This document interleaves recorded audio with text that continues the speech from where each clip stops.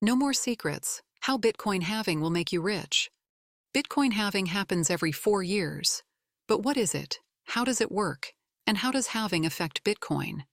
In this video, we'll explain in simple terms what halving cryptocurrencies in general is, and talk about Bitcoin halving separately. Halving cryptocurrencies. Halving is the process of reducing the reward for creating new blocks in a cryptocurrency's blockchain. It is an important mechanism to control inflation and regulate the supply of cryptocurrency. Proof-of-work cryptocurrencies such as Litecoin, Bitcoin Cash, Dogecoin, and others have a similar mechanism. But Bitcoin halving is the most famous and anticipated event in the cryptocurrency industry. During the creation of Bitcoin, Satoshi Nakamoto faced a question regarding the issuance and distribution of coins. How and in what volumes new Bitcoins would be mined.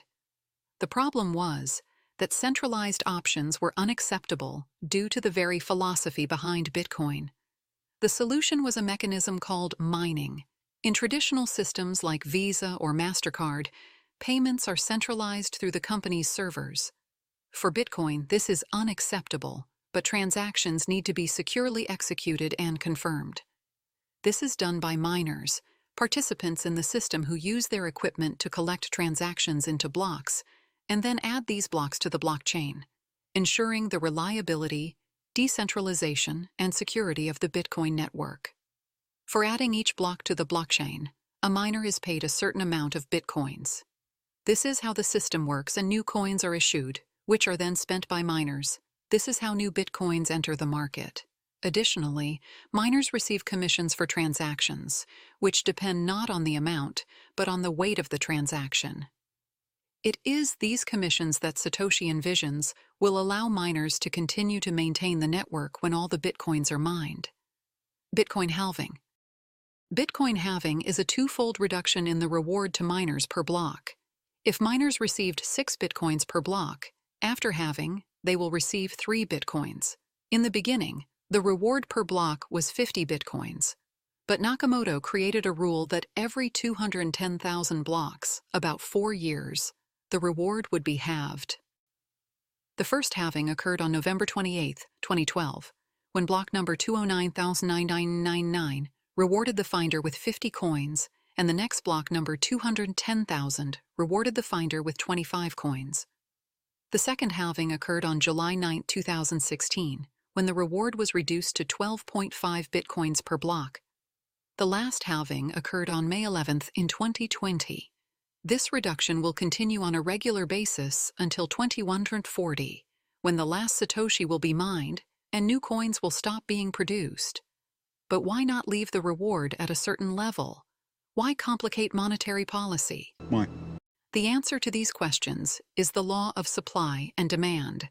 If coins are created in unlimited quantities, their value will decrease because rarity is a fundamental property of hard money. The main reason for the need for halving is to control inflation. This is the main difference between Bitcoin's monetary policy and the monetary policy of fiat currencies.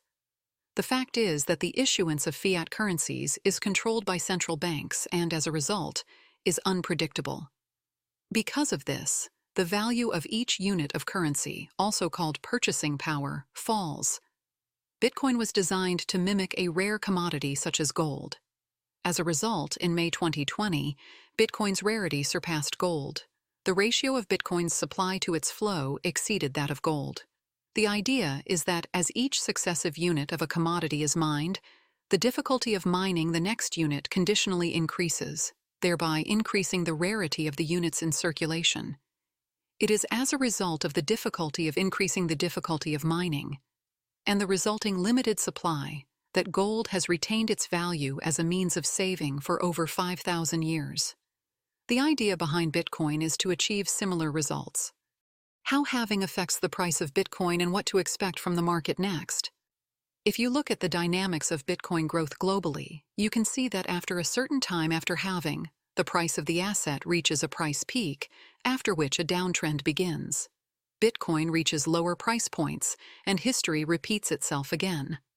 Although previous events can help in understanding possible outcomes, one cannot rely on history completely.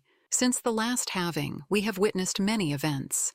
increased media influence, ICO mania, the incredible rise in Bitcoin prices, the opening of doors to institutional investors.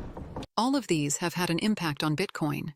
We are already dealing with a different asset, or rather an asset that has new properties and is perceived differently by society. How will halving help you get rich? Knowing about halving and its impact on the Bitcoin price gives you the opportunity to become much richer. The idea is simple. Starting 1 year after the next Bitcoin price peak, and before the halving, you should buy Bitcoin. 500 days after the halving, you should sell it. A year after the peak of the price, again start buying, and then in a new circle. Yes, there are no guarantees, and there is a risk, but the chances of getting rich are significant. But only if you act according to a predetermined plan, be patient, disciplined, and do not give in to fear and greed. Conclusion. Bitcoin was designed to be valuable. A total of 21 million Bitcoins will be produced, and with each halving, this value, or rather the hardness of it, as a monetary commodity, increases. Bitcoin inflation is controlled by slowing its production through halving.